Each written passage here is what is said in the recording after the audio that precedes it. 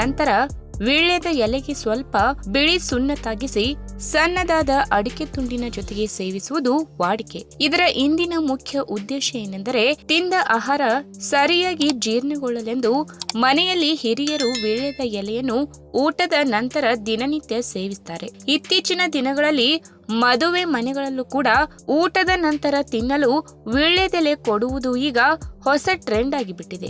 ಆದರೆ ನಿಜ ಹೇಳಬೇಕೆಂದರೆ ಊಟದ ನಂತರ ವೀಳ್ಯದೆಲೆ ಜಗಿಯುವುದರಿಂದ ಕೇವಲ ಜೀರ್ಣಕ್ರಿಯೆ ಸರಿಯಾಗಿ ನಡೆಯುವುದು ಮಾತ್ರವಲ್ಲ, ಇನ್ನಷ್ಟು ಪ್ರಯೋಜನಗಳನ್ನು ಕೂಡ ಪಡೆಯಬಹುದು. ಹಾಗಾದ್ರೆ ಅವುಗಳು ಯಾವುವು ಎಂಬುದನ್ನ ಇವತ್ತಿನ ವಿಡಿಯೋ ಮುಖಾಂತರ ತಿಳಿದುಕೊಳ್ಳೋಣ. ಅದಕ್ಕಿಂತ ಮುಂಚೆ ನೀವಿನ್ನೂ ನನ್ನ ಚಾನೆಲ್ಗೆ ಸಬ್ಸ್ಕ್ರೈಬ್ ಆಗಿಲ್ಲ ಅಂದ್ರೆ ಪ್ಲೀಸ್ ಸಬ್ಸ್ಕ್ರೈಬ್ ಮಾಡ್ಕೊಳ್ಳಿ, ಹಾಗೆ ಪಕ್ಕದಲ್ಲೇ ಇರುವಂತಹ ಬೆಲ್ ಐಕಾನ್ ನ ಕ್ಲಿಕ್ ಮಾಡಿ. ಈ ಹಸಿರು ಬಣ್ಣದ ವೀಳ್ಯದೆಲೆಯಲ್ಲಿ ಆಂಟಿ ಆಕ್ಸಿಡೆಂಟ್ ಮತ್ತು ಬ್ಯಾಕ್ಟೀರಿಯಾ ವಿರೋಧಿ ಗುಣಗಳನ್ನು ಯಥೇಚ್ಛವಾಗಿ ಕಂಡುಬರುವುದರಿಂದ ಭಾರತೀಯ ಆಯುರ್ವೇದ ಪದ್ಧತಿಯಲ್ಲಿ ಹಿಂದಿನಿಂದಲೂ ವೀಳ್ಯದೆಲೆಗೆ ಹೆಚ್ಚಿನ ಪ್ರಾಮುಖ್ಯತೆ ನೀಡುತ್ತಾ ಬಂದಿದ್ದಾರೆ. ಅಷ್ಟೇ ಅಲ್ಲದೆ ಮನೆಯಲ್ಲಿ ಯಾವುದೇ ಶುಭ ಕಾರ್ಯಗಳು ನಡೆದರೂ ಕೂಡ ಅಥವಾ ಪೂಜೆ ಹಾಗೂ ದೇವರ ಕಾರ್ಯಕ್ರಮಗಳಿದ್ದರೆ ವೀಳ್ಯದೆಲೆ ಹಾಗೂ ಅಡಕೆ ಬಳಕೆ ಮಾಡ್ತಾರೆ. ಹೀಗಾಗಿ ಈ ಎಲೆಗಳನ್ನ ಔಷಧಿಗಳಿಗೆ ಮಾತ್ರವಲ್ಲ ಪೂಜನೀಯ ರೂಪದಲ್ಲಿಯೂ ಕಾಣಲಾಗುತ್ತದೆ.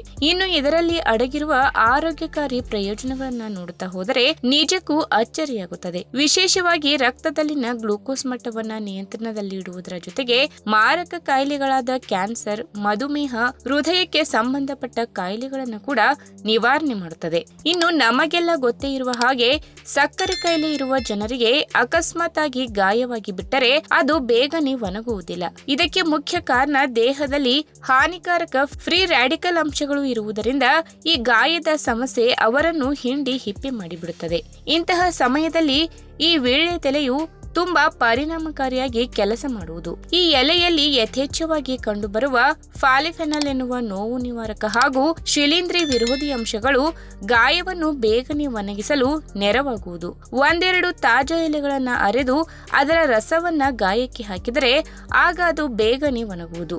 ಇನ್ನು ಊಟದ ಬಳಿಕ ವೀಳ್ಯದೆಲೆ ಹಾಗೂ ಅಡಿಕೆಯನ್ನು ಜೊತೆಯಾಗಿ ಜಗಿದರೆ ರಕ್ತದಲ್ಲಿನ ಅಧಿಕ ಸಕ್ಕರೆ ಮಟ್ಟವು ನಿಯಂತ್ರಣಕ್ಕೆ ಬರುವುದು. ಮೊದಲೇ ಹೇಳಿದ ಹಾಗೆ ಇದರಲ್ಲಿ ಕಂಡುಬರುವ ಫಾಲಿಫೆನಾಲ್ ಎನ್ನುವ ಆಂಟಿ ಆಕ್ಸಿಡೆಂಟ್ ರಕ್ತದಲ್ಲಿನ ಗ್ಲೂಕೋಸ್ ಮಟ್ಟವನ್ನ ನಿಯಂತ್ರಣದಲ್ಲಿಡಲು ನೆರವಾಗುವುದು. ಇನ್ನು ಪ್ರತಿದಿನ ಬೆಳಗಿನ ಉಪಹಾರದ ಬಳಿಕ ಒಂದೆರಡು ವೀಳ್ಯದೆಲೆಯನ್ನ ಚೆನ್ನಾಗಿ ತೊಳೆದು ದಿನಕ್ಕೆ 2-3 ಬಾರಿ ಜಗಿದು ಅದರ ರಸ ನುಂಗುತ್ತಾ ಬಂದರೆ ಕಫ ನಿವಾರಣೆಯಾಗುತ್ತದೆ. ಇದರಿಂದ ಕೆಮ್ಮು ಕೂಡ ಕಡಿಮೆಯಾಗುತ್ತದೆ. ಇನ್ನು ಸಣ್ಣ ಮಕ್ಕಳಿಗೆ 1 ಚಮಚ ಜೇನುತುಪ್ಪಕ್ಕೆ ವೀಳ್ಯದೆಲೆ ರಸ ಹಾಕಿ ನೀಡಿದರೆ ಒಣ ಕೆಮ್ಮು ಮತ್ತು ಕಫ ನಿವಾರಣೆಯಾಗುವುದು. ಅಷ್ಟೇ ಅಲ್ಲದೆ ವೀಳ್ಯದೆಲೆಯಲ್ಲಿ ಆಂಟಿ ಆಕ್ಸಿಡೆಂಟ್, ಶಿಲೀಂಧ್ರ ವಿರೋಧಿ ಗುಣ ಹಾಗೂ ಕ್ಯಾನ್ಸರ್ ವಿರೋಧಿ ಅಂಶಗಳು ಕಂಡುಬರುವುದರ ಜೊತೆಗೆ ಉನ್ನತ ಮಟ್ಟದ ಸಫ್ರೋಲ್ ಎನ್ನುವ ಸಂಯುಕ್ತ ಅಂಶ ಕೂಡ ಇದರಲ್ಲಿ ಹೇರಳವಾಗಿ ಕಂಡುಬರುವುದರಿಂದ ಊಟದ ಜೊತೆಗೆ ವೀಳ್ಯದೆಲೆಯನ್ನ ಜಗಿಯುವ ಅಭ್ಯಾಸ ಮಾಡಿಕೊಂಡರೆ ಕ್ಯಾನ್ಸರ್ ಕಾಯಿಲೆಗೆ ಕಾರಣವಾಗುವ ಹಾನಿಕಾರಕ